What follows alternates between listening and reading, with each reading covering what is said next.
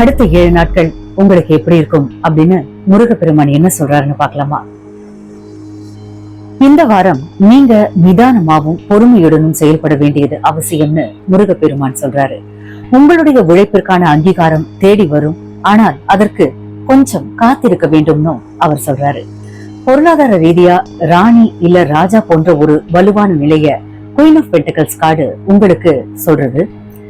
சேமிப்பு அப்புறம் முதலீடுகள்ல அதிக கவனம் செலுத்துவது எதிர்காலத்துக்கு நல்லதுன்னு சொல்றாங்க. எடுத்த காரியங்கள்ல தடைகள்லாம் வந்தாலும் உங்களுடைய மன உறுதியான அதை முறியடிப்பீர்கள் அப்படின்னு முருகப்பெருமான் சொல்றாரு. 9 ஆஃப் வான்ஸ் கார்டு சொல்றது மாதிரி நீங்க இறுதி கட்ட வெற்றியை நெருங்கிட்டீங்க, எனவே சோர்வடையாதீர்கள் அப்படின்னு சொல்றாங்க. உங்களை சுற்றி சில எதிர்ப்புகள்லாம் இருக்கலாம், ஆனா அவை உங்களை பாதிக்காது.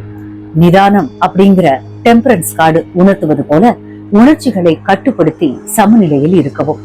குடும்பத்துல அமைதியும் மகிழ்ச்சியும் நிலவ நீங்கள் சில விட்டு கொடுத்தல்களை செய்ய வேண்டியிருக்கும்.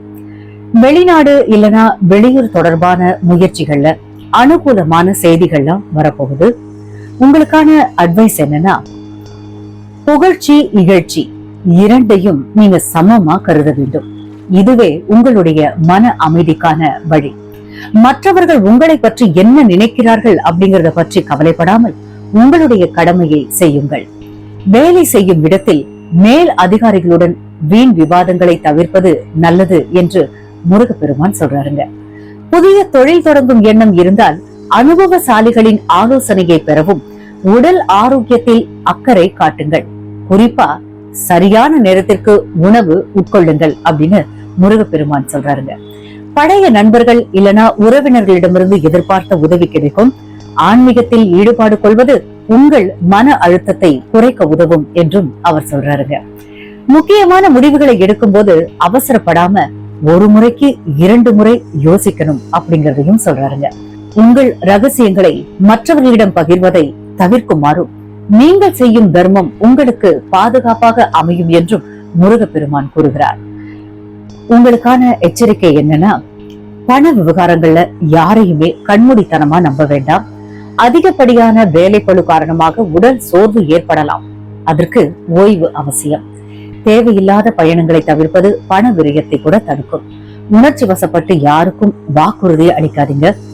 கடன் கொடுப்பதையோ அல்லது வாங்குவதையோ இந்த வாரம் தவிர்க்கவும். உங்களுக்கான பரிகாரம், செவ்வாய்க்கிழமை அன்று முருகப்பெருமானுக்கு பால் அபிஷேகம் இல்லனா நெய் தீபம் ஏற்றி வழிபடணும். படத்துல இருக்கிற மந்திரத்தை, அதாவது ஒரு மந்திரம் இருக்கு படத்துல, நான் அதை கமெண்ட் பாக்ஸ்ல நான் உங்களுக்கு பின் பண்றேன். அந்த மந்திரத்தை தினமும் 11 முறை சொல்லுங்க. நல்ல வேலை கிடைக்க இல்லனா வேலையில் உயர்வு பெற கந்த சஷ்டி கவசம் பாராயணம் செய்வோம். பறவைகளுக்கு, குறிப்பா மயில் இல்லனா குருவிகளுக்கு தானியம் வழங்குவது நற்பலன்களை அதிகரிக்கும். ஓம் சரவணபவ என்னும் மந்திரத்தை மனதிற்குள் ஜபித்துக் கொண்டே இருந்தால் காரிய சித்தியும் உண்டாக்கும். வெற்றிவேல் முருகனுக்கு அரோகரா. இந்த வாரம் உங்களுக்கு சுபமாக அமையட்டும்.